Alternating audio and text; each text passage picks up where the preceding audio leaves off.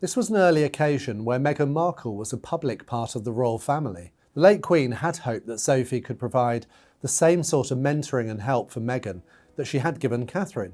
After all, look how well that had worked out. But Meghan didn't want to know. Catherine is also said to have reached out, to use the modern term, but was also rebuffed. Look at the loyalty and family that Meghan walked away from. Fast forward to 2020, and we see Sophie as both the diplomat and buffer for Catherine. We have seen this image before in this series, but it's because it's such an important one. This time we can look at it from the point of view of Catherine and Sophie. This was just before Megxit became official. The strains beforehand had become intolerable for all concerned.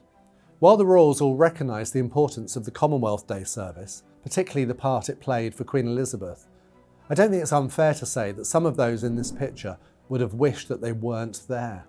While Meghan glares and Harry simmers, Sophie breaks the ice by talking to Catherine.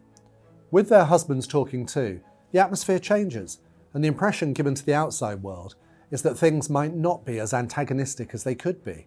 Harry and Meghan may not like it, but the show must go on.